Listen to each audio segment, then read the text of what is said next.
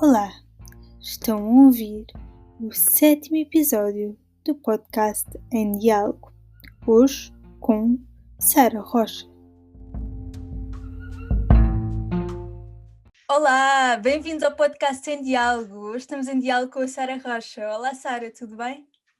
Olá, tudo bem contigo? Também, ótimo. Olha, muito obrigada por estares aqui connosco hoje. Tu tens 30 anos, és luso-portuguesa, vives no Reino Unido, trabalhas como Data Manager em investigação cardiovascular na Universidade de Cambridge. Também és campeã da igualdade, portanto Equality Champion, também em Cambridge, e tens participação política na área da deficiência. Foste inclusivamente selecionada para integrar a delegação da UN Women UK e, para além disso, tens um blog, o Data Activism, e uma conta no Instagram que se chama Autismo em Português, onde publicas conteúdo muito relevante sobre a neurodiversidade. Então eu queria começar por te perguntar o que é a neurodiversidade e como é que ela surgiu na tua vida? A neurodiversidade apenas quer dizer que são variações neurológicas, ou seja, em vez de abrangermos o ADD, o autismo, o Tourette's como uma doença, o que nós acabamos por compreender é que são variações naturais do cérebro humano.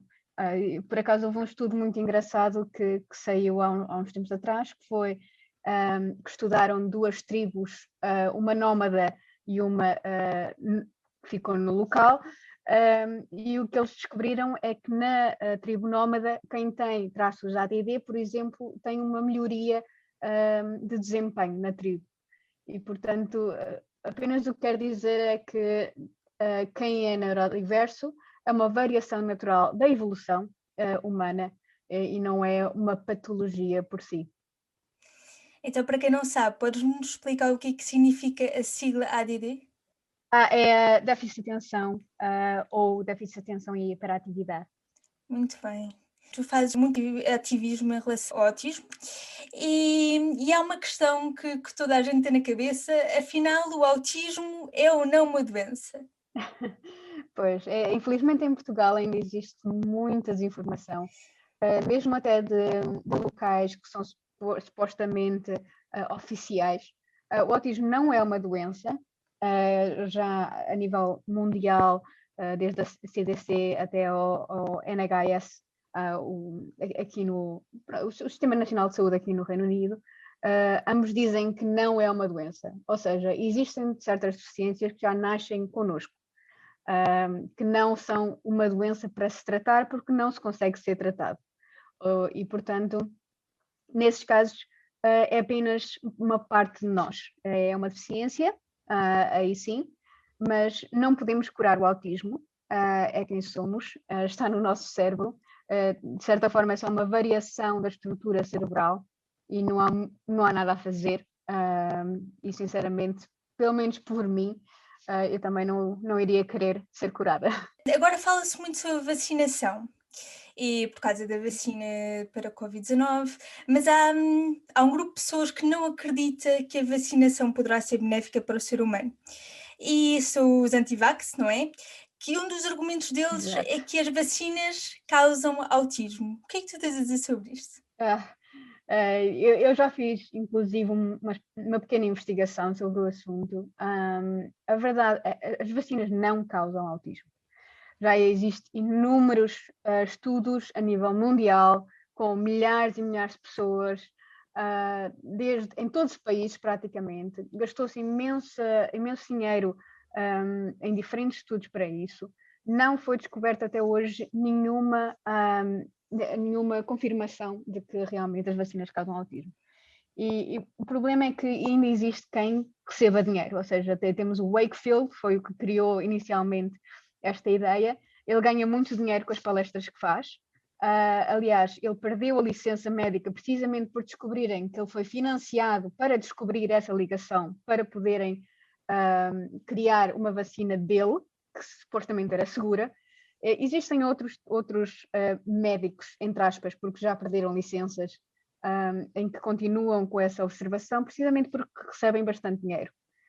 Se formos analisar todos os grandes anti-vax, que são realmente médicos, têm sempre uma solução, vendem sempre alguma coisa e portanto, eu pessoalmente também eu prefiro ser autista do que morrer com alguma doença que poderia ser evitada, sinceramente. Mas não causa autismo. E só o facto de alguém estar a dizer que preferia morrer ou seu filho morrer do que de ser autista é um bocadinho, pronto, capacitista, vá. Sem dúvida, sem dúvida. E pegando um bocadinho com o que estavas a dizer há bocado, mesmo se houvesse cura para o autismo, tu não querias ser curada. Isto é muito aquela ideia que as pessoas têm. Quando uma pessoa tem uma deficiência, as pessoas que não têm deficiência às vezes pensam que o maior desejo das pessoas que têm uma deficiência é serem curadas, o que não corresponde sempre à verdade. Uhum. Então é muito importante ter isto em mente e também que ter uma deficiência não significa que a pessoa está acabada. Exatamente. Eu acho que infelizmente ainda continua a haver essa ideia. Depois as pessoas ainda dizem, mas tu és nível 1 e podes trabalhar, mas então e os nível 3 que não conseguem, por exemplo, falar? Houve um website que realmente fez um alargado número de perguntas a autistas e uma das perguntas era diretamente para os chamados não falantes, ou seja, os autistas que conseguem comunicar, mas não falar, e grande parte, a maioria, disse que não queria ser curado. Portanto, isto não é só o nível 1 que quer ou o nível 3 que não. Eu acho que todos os autistas, em maioria, e é importante dizer isto porque acho que todos nós passamos por algumas alturas que vamos pensar, que me dera não ser assim. Mas não quer dizer que nós queiramos ser curados. Acho que queremos que a sociedade seja curada. Sim, sim, muito importante saber isto e ter isto em mente, até pela forma como lidamos não só com pessoas autistas, mas com pessoas com deficiência em geral. É que a cura não é o que as pessoas mais querem, não é? As pessoas querem ser tratadas como todas as outras, o que é perfeitamente normal, porque Exatamente. somos todos humanos e as pessoas têm que ser tratadas e respeitadas como tal. A neurodiversidade começou por abranger apenas o transtorno do espectro autista e o transtorno de déficit de atenção, como tu falaste há bocado, mas atualmente abrange mais condições. Podes falar sobre isso? Sim, claro. Inicialmente, realmente era só em termos do ADD ou do ADHD e do autismo. Hoje em dia já tem também o Tourette's, e já começou também a integrar, por exemplo, bipolaridade, personalidade borderline, porque de certa forma não é algo que seja curado. Ou seja, também são pessoas que nasceram assim. Não é possível curar, é possível dar, pronto, tem tratamentos de certa forma, tem medicação, mas em geral não é curado e é uma variação cerebral, neurológica, apenas isso. E portanto acabaram por ser integrados e cada vez temos mais condições integradas na neurodiversidade. Ok, muito bem. Acerca do diagnóstico, portanto, há pouco falavas que a nível do autismo temos o nível 1, temos o nível 2 e depois também há esta questão do déficit de atenção. Ahm, Qual é o papel do diagnóstico na tua vida? Diagnóstico para mim significou tudo. Infelizmente fui já diagnosticada muito tarde, já com 29 anos, e o que acontece é que nós não deixamos de ter deficiência apesar dela não estar diagnosticada. Ou seja, e as pessoas dizem, mas é só um rótulo. Não, não é só um rótulo, é uma compreensão de quem eu sou, é uma identidade. Porque o facto de eu saber que sou autista não é só o facto de eu ter no papel, é também o facto de me ajudar todos os dias a compreender as variações que eu tenho do típico considerado normal, entre aspas. Ou seja, se eu tenho um meltdown e simplesmente ou tenho que dormir porque o meu cérebro faz um reset, eu antigamente sentia-me culpada, sentia-me, ai, que histérica, que drama, porque é que eu faço isto? Isto não é normal. E sentia-me culpada porque achava que a culpa era minha, que era eu que estava a ser ou mimada, ou chata, ou pronto, seja o que for. E depois, quando comecei a compreender que era apenas uma reação neurológica à sobrecarga, consegui ser mais amável comigo mesma, ou seja, consegui me aceitar mais esses momentos e também consegui conectar com outros autistas, também para compreender-me a mim mesma e saber como lidar com estas coisas, coisa que antes eu não conseguia, estava sozinha e sentia que era a única pessoa que realmente era assim. E, portanto, é muito importante. Infelizmente, existem muitas mulheres que não estão diagnosticadas. Em Portugal não se sabe, mas no Reino Unido, por exemplo, estima-se que são 200.000 não diagnosticadas. Em Portugal, provavelmente, a proporção será bem maior. E acho que é importante falarmos, porque a percepção em Portugal do autismo é totalmente errada. Totalmente errada. Portanto, para nós percebermos aqui um bocadinho melhor, o autismo tem vários níveis e quais são as características de cada nível? Assim, todos os autistas têm o mesmo tipo de características, é só a intensidade. Ou seja, o que acontece é que podemos, por exemplo, eu pessoalmente, eu sou nível 1, mas eu tenho dificuldade em verbalizar. Ou seja, o que eu faço para, por exemplo, estar aqui a conversar é eu treino na minha cabeça o que é que vou dizer e como vou dizer. E consigo falar. Se tiver um shutdown, por exemplo, eu fico não verbal também. Eu não consigo verbalizar. O meu parceiro, por exemplo, nós já temos sinais que eu posso dar a dizer que não estou bem. Portanto, não é, é mesmo intensidade. Ou seja, o nível 3, por exemplo, se calhar não consegue falar, pode conseguir comunicar ou pode não conseguir comunicar, depende de outro tipo de deficiências associadas, etc. Acima de tudo, é dificuldades de socialização, com comunicação não verbal, por exemplo, as expressões faciais, temos dificuldade também em compreender sarcasmo, de compreender, pronto, é como se não tivéssemos um manual de como socializar com as outras pessoas. Podemos aprender e fingir, mas continua a ser um esforço feito consciente, vá. Dificuldade em manter e fazer novas relacionamentos. Como não temos essa dificuldade de socialização, acaba por ser sempre um bocadinho difícil de mantermos amizades, porque não sabemos, por exemplo, quantas vezes é que eu tenho que ligar à pessoa para me manter conectada, por exemplo. Outra das coisas é hipersensibilidades e hipossensibilidades, ou seja, o que acontece é como a parte do nosso cérebro que tem a parte da socialização foi, de certa forma, não desenvolvida como a população em geral, outras partes do cérebro tenta compensar, e normalmente é a parte sensorial. O que acontece é que a nossa percepção sensorial é totalmente diferente. Então nós temos uma mais reatividade, por exemplo, ao som, há quem ouça até a eletricidade dos cabos. Eu tenho deficiência auditiva e mesmo assim consigo ouvir. Nós temos um projetor de luz, eu consigo ouvir esse projetor, por exemplo, enquanto o meu parceiro não. Ou seja, temos uma diferente percepção do ambiente. E obviamente é tipo um balde, não é? Quanto mais água entra no balde, a certa altura transborda e é uma sobrecarga e pronto, e temos uma reação. Pronto, e acima de tudo são estes pontos, também a rotina, não, precisamos estar a ter a rotina muito fechada, que é para termos a certeza que não vamos ter sobrecargas e conseguimos controlar o nosso ambiente.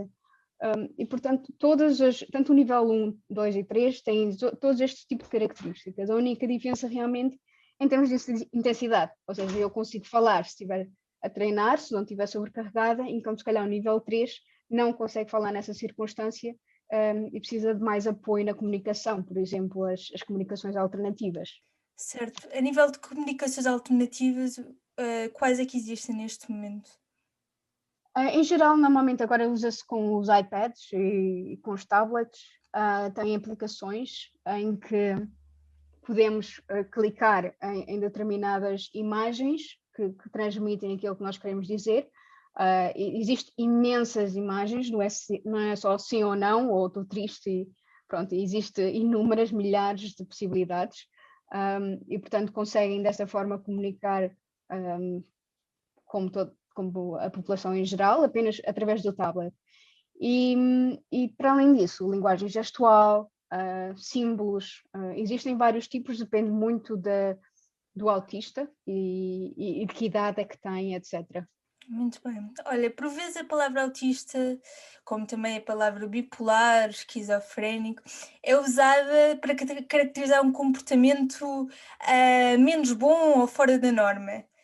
Tu escreveste um artigo para o público intitulado A Ministra da Saúde diz que a governação não é autista, mas eu sou.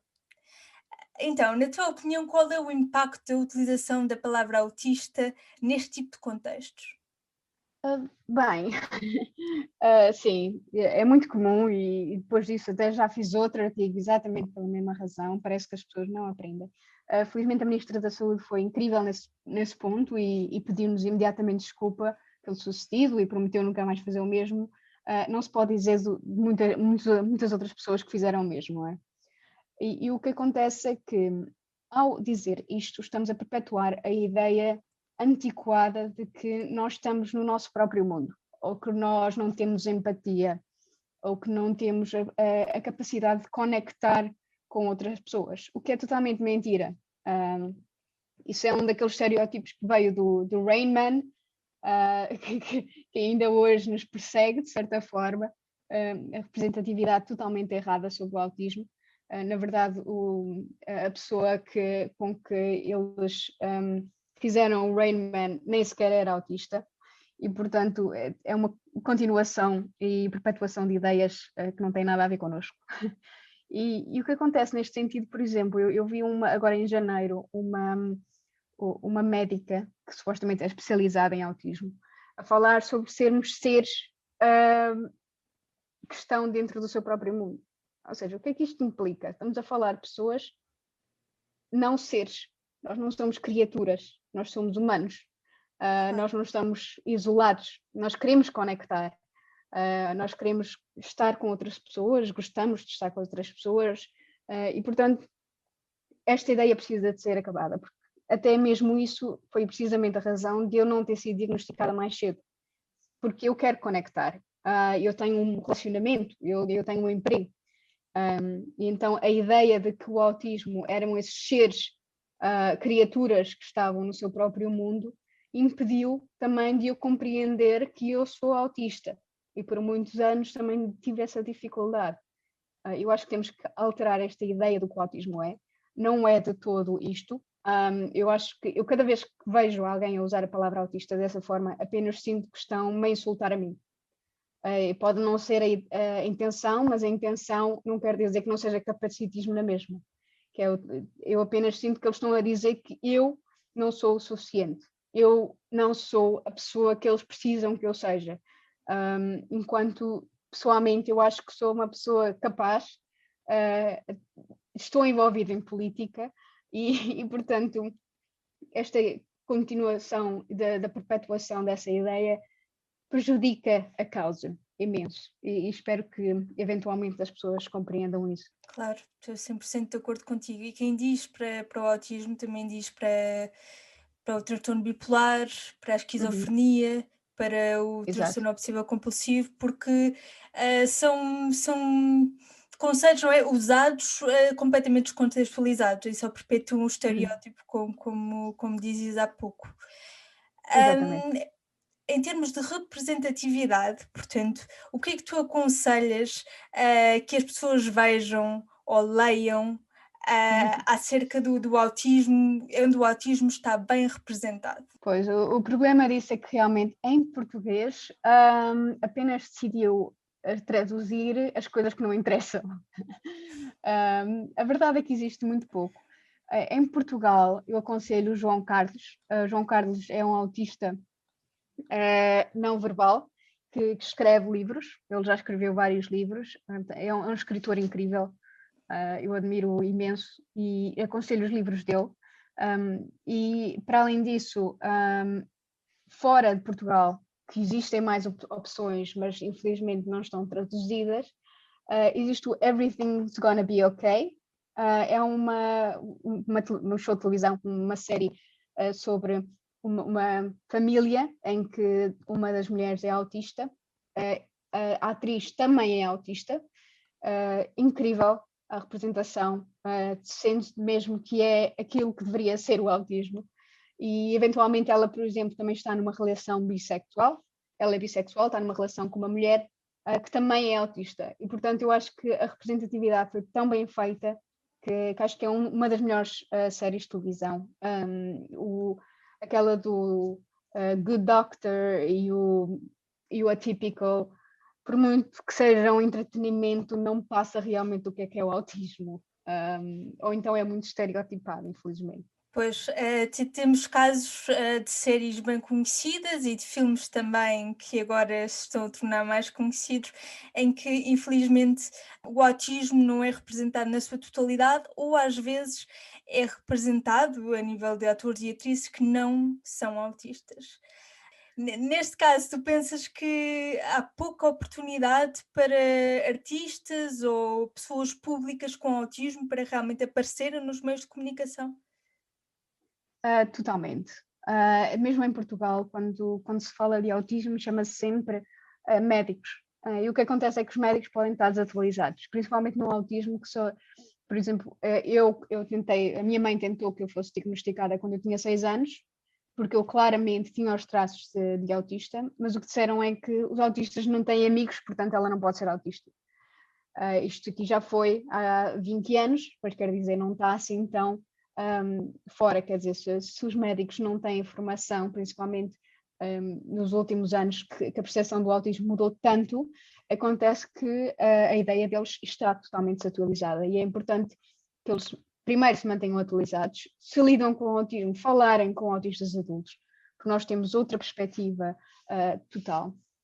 E, acima de tudo, quando existe uma necessidade de falar sobre a bipolaridade, sobre autismo, sobre ADD, convidar pessoas que realmente têm as condições, porque nós temos uma perspectiva que um especialista não tem. E o que o especialista disser pode estar desatualizado em 5 anos, enquanto aquilo que nós sentimos não desatualiza. E eu acho que é uma pena realmente estarem constantemente a convidar pessoas que não são, que nunca sentiram o que é o autismo. E claro que assim passa a informação errada, e acabamos outra vez perpetuar ideias erradas sobre o autismo novamente. Então, para além de convidar pessoas realmente autistas para falar sobre esse assunto, ou mesmo em termos de filmes e outro tipo de média, de convidar atores e artistas realmente autistas para representarem o autismo, quais são as outras maneiras em que todos nós podemos, enquanto sociedade, fazer para quebrar os preconceitos, não só acerca do autismo, mas sobre a neurodiversidade em geral? Eu diria tentar não apoiar, por exemplo, má representatividade. Seria um dos primeiros pontos, e muito relacionado com a pergunta anterior, porque, por exemplo, Music da Cia, um filme que agora saiu sobre o autismo, é feito com uma atriz neurotípica, e ao ver aquilo, primeiro trazia a contenção de bruços, como se fosse algo que seja feito por amor, e na verdade matou várias pessoas, mais de 20 pessoas nos Estados Unidos, e há de matar ainda mais. Traz a ideia de que aquelas expressões faciais isso é parte do autismo, não necessariamente. A grande parte dos autistas não tem esse tipo de expressões faciais, apenas esse tipo de expressões são utilizadas para gozarem connosco, ou seja, normalmente gozam muito com as nossas estereotipias. E, no entanto, por muito, pronto, tem um rating pior que o Cats, mas, no entanto, acabou de receber nomeações para os Globos de Ouro. E o que acontece é que isto dá legitimidade à representação de pessoas que não estão a representar propriamente o autismo. Não apoiem esse tipo de filmes, não vejam. E, acima de tudo, tentem fazer integração, tentem saber sobre o autismo, tentem procurar autistas adultos, tentem procurar o que é realmente o autismo, como podem incluir. Se não queremos olhar nos olhos, compreendam. Por vezes nós, por exemplo, não conseguimos processar aquilo que estamos a pensar se tivermos que olhar nos olhos de uma pessoa porque é um esforço acrescido. existem vários tipos de integração no emprego, na escola, que são bastante importantes. Não são assim tão complicados de se fazer, não é preciso um financiamento imenso para dar ao menos algumas acomodações. E eu acho que temos muito a trazer para a sociedade e continuarem ou a ignorar-nos ou a fechar-nos em casa apenas prejudica a sociedade em si. Acerca das acomodações, por exemplo, as empresas podem fazer. Podes-me dar uns exemplos dessas acomodações? Hum, Pronto, agora, por exemplo, com a pandemia, eu tenho que trabalhar de casa. Eu consigo trabalhar muito melhor, ou seja, tenho muito mais produtividade. Porquê? Porque não estou exposta a pessoas a falar, a cheiros de comida, a pessoas a passar ao meu lado ou a conversar comigo. Eu acabo de conseguir ter um hiperfoco no meu trabalho que não teria, por exemplo, se estiver no escritório. Ou seja, se, principalmente agora com a pandemia, houver hipótese de trabalhar de casa, por exemplo, aí aumenta imediatamente a produtividade. Para isso, fones dos ouvidos, um local no escritório mais resguardado, não pressionar para questões sociais, por exemplo, às vezes tem aquelas coisas de um aniversário e tem que toda a gente ir, se não pressionarem a pessoa a ir porque é um excesso da socialização, pode ser uma sobrecarga. Pronto, existem pequenas coisas que sinceramente não são assim tão impensáveis e quase todas, de certa forma, quase todas as empresas conseguem implementar que não são assim tão difíceis. Claro que depois depende muito das dificuldades e tem que ser adaptável. Se, por exemplo, fizerem nas entrevistas o facto de aceitarem não olhar nos olhos, quando ainda hoje nas entrevistas é sinal de que não estamos a ser verdadeiros, se for ensinados as pessoas que estão a fazer entrevistas que isso é normal, então, por exemplo, se calhar nós passamos bastante mais nas entrevistas do que estamos a passar agora.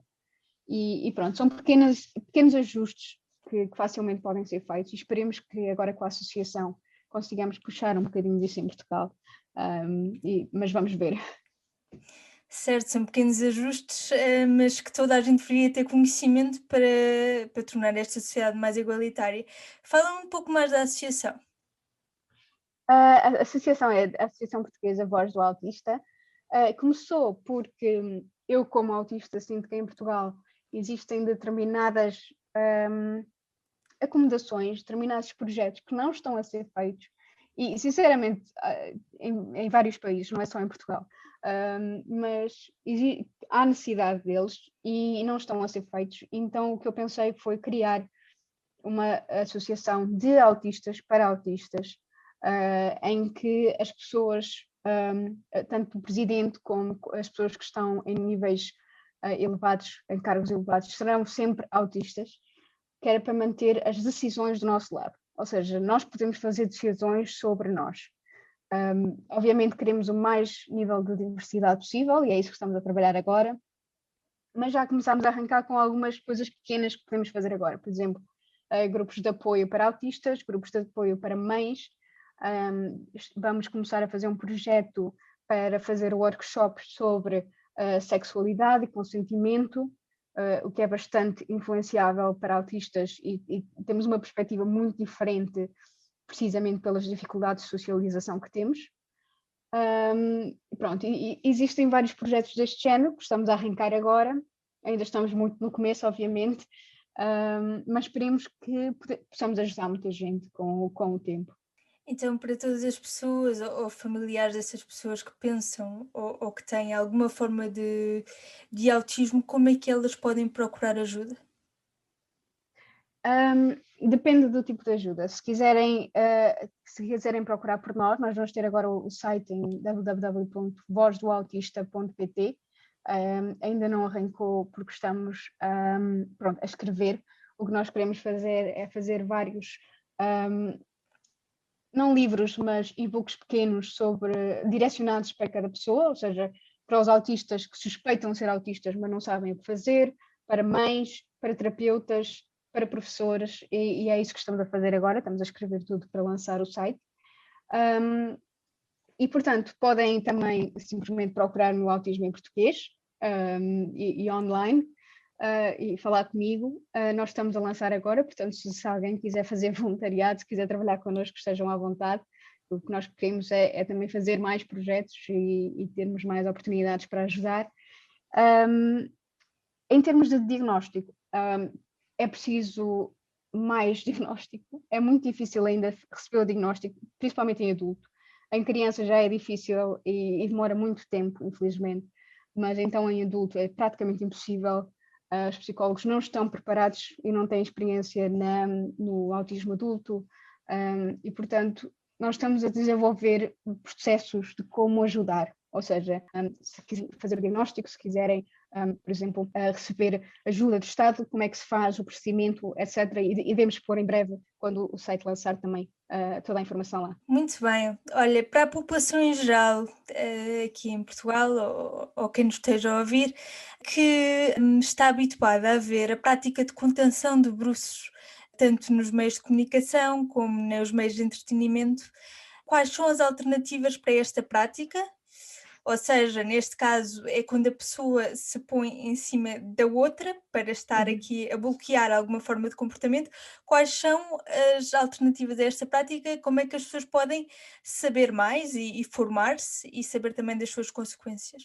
Bem, nós também estamos a preparar, exatamente, nós queremos eventualmente contactar o INEM, as forças policiais, para tentar dar formação também nessa área, como evitar a contenção de bruços. Eu conheço uma autista que já fez uma declaração pública do que passou, que basicamente ela recebeu a contenção de bruços, puseram-se em cima dela, depois usaram algemas, colocaram sedativos, por causa de um meltdown. E isso aí é traumatizante, é extremamente traumatizante, para além de que pode matar. Primeiro, a sedativo já não é incomum, principalmente nos Estados Unidos já aconteceu várias vezes haver má reação e morrerem. O contenção de bruços o que faz é, quando a pessoa está em cima da outra, o diafragma e os pulmões não conseguem expandir e acabam por não conseguir respirar. É muito perigoso. Como ajudar? Assim, se virem alguém a ter um meltdown, um autista a ter um meltdown, o que se faz é tentar apagar, seja o que for, seja os sons, a luz, tentar criar um ambiente com menos perspectivas sensoriais para acalmar. Deixem-no fazer estereotipias, que são os movimentos repetitivos, seja balançar, seja rodar, seja o que for.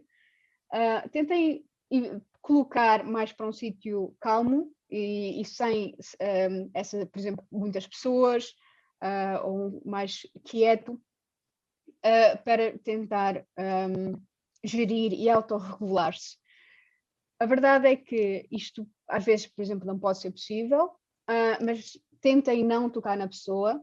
Tocar na pessoa é mais outra sensação que o autista vai ter que processar. Por vezes, dar um abraço ajuda, apertado, mas depende muito do autista, depende daquilo que eles precisam. E acho que se não se souber quem é, ou seja, apenas tentem isolá-lo de forma a que ele possa autorregular-se. Agora, tentar agarrar, tentar tocar, tentar colocar em cima como a contenção de bruços é extremamente perigoso e pode facilmente magoar a sério ou matar a pessoa. E, portanto, eu espero que com o tempo deixe de ser realizado.